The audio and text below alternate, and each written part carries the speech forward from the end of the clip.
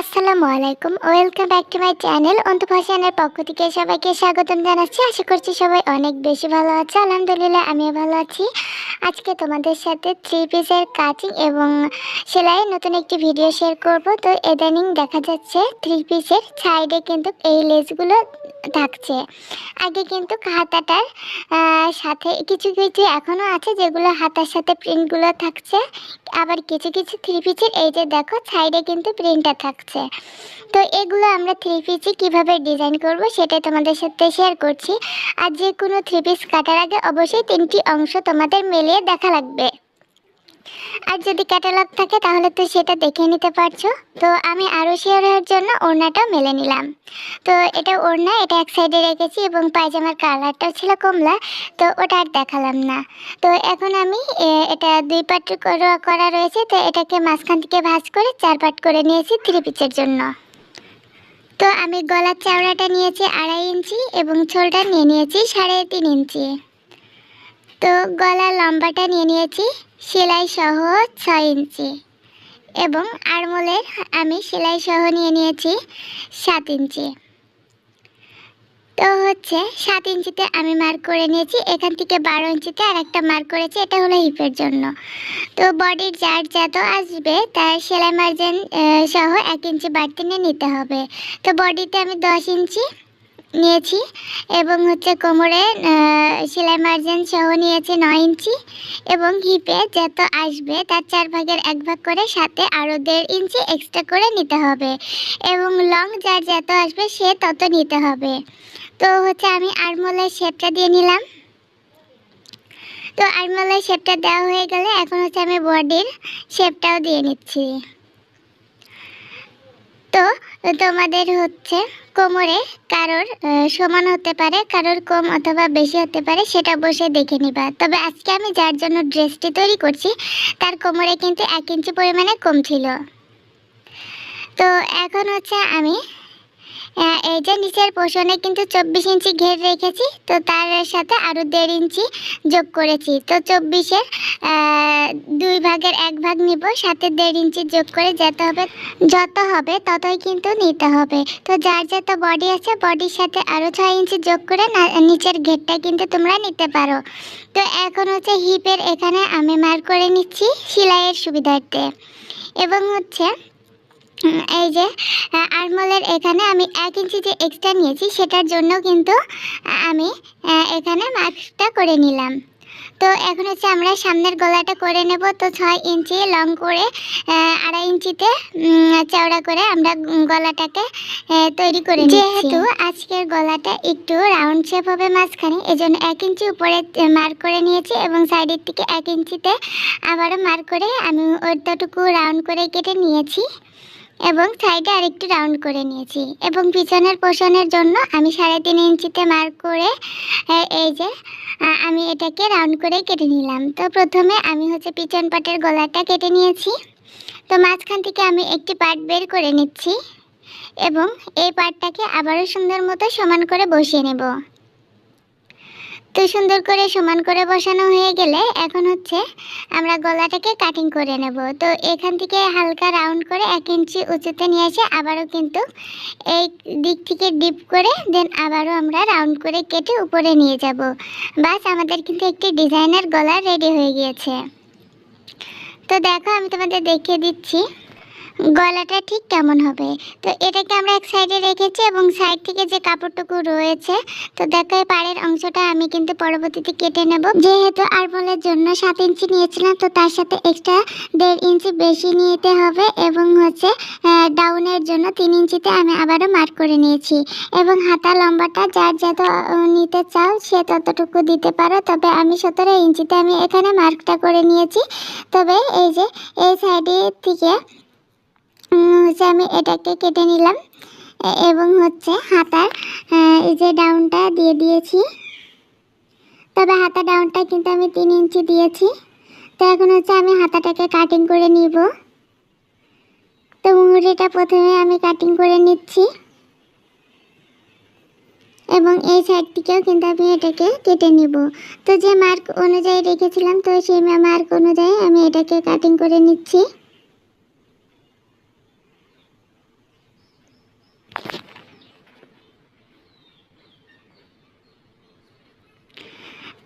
হচ্ছে এই সাইড থেকে যখন আপনারা কাটবেন অবশ্যই 1/2 ইঞ্চি পরিমাণে কাপড়টা হাতার এই পাশ সাইডে যেহেতু জয়েন্ট হবে এই জন্য আলাদা করে রেখে দিতে হবে।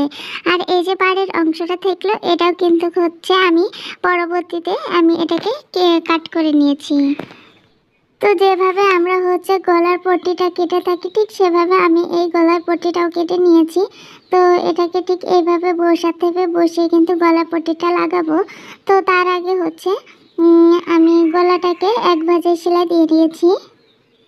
তো সোজা পাশ থেকে উল্টো পাশে 1 ভাঁজে সেলাইটা দিয়ে নিব। তো এখন হচ্ছে প্রথমে বডির কাপড়টা সোজা রেখেছি, রেখে দেন এর উপরে কিন্তু পটির কাপড়টা রাখবো। তো পটির কাপড়টা অবশ্যই উল্টা করে রাখতে হবে।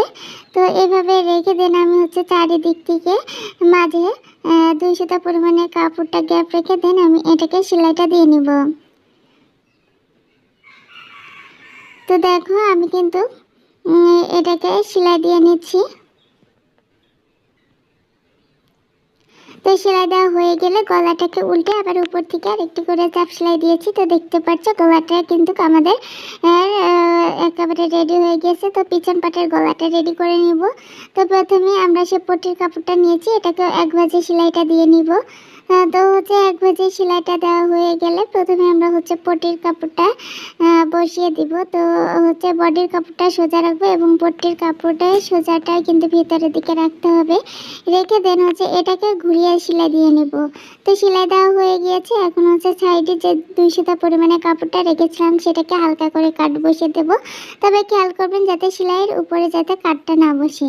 তো এখন হচ্ছে পটির কাপড়ের উপর থেকে আমি একটু করে চাপ সেলাই দিয়ে নিচ্ছি। তবে বডির কাপড়ের উপর থেকে চাপ সেলাই দেওয়ার কোনো প্রয়োজন নেই। তো আমরা যেভাবে ব্লাউজের হচ্ছে সেলাইটা দিয়ে থাকি এই ক্ষেত্রে কিন্তু আপনাদের সেভাবে কিন্তু সেলাইটা দিয়ে দিতে হবে। তো দেখো হচ্ছে এইভাবে কিন্তু ঘুরিয়ে ঘুরিয়ে দেন হচ্ছে গলার পট্টিটা লাগিয়ে নিব।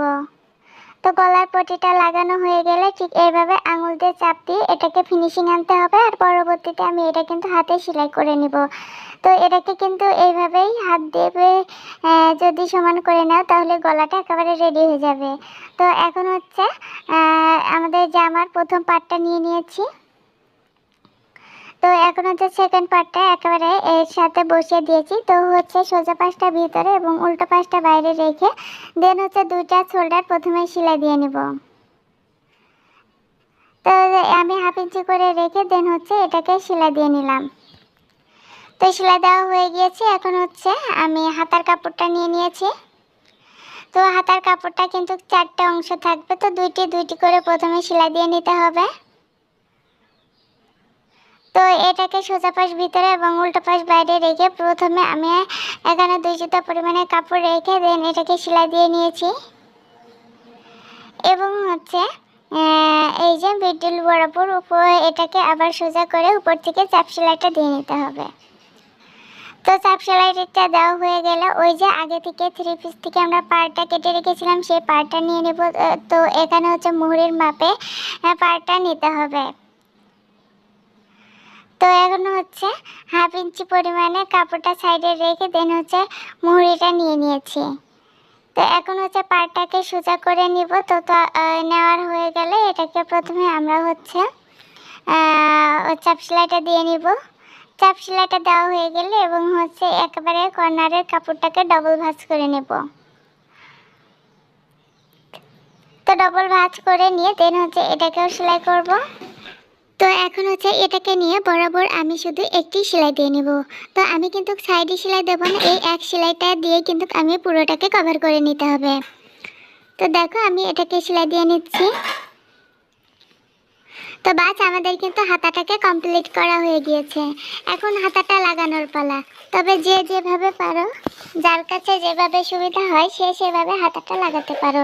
তো আমি হাতার মিডিলে অর্থাৎ যেখানে জয়েন্টটা পড়েছিল, তো দেখো এই যে জয়েন্টের অংশ এবং হচ্ছে শোল্ডারের অংশ সমান করে বসে প্রথমে এই সাইডে সেলাই দেবো, দেন তারপরে ওই সাইডে সেলাই দেবো। তো হাতাটা জয়েন্ট করা হয়ে গিয়েছে। তো জয়েন্টে দেওয়া হয়ে গিয়েছে।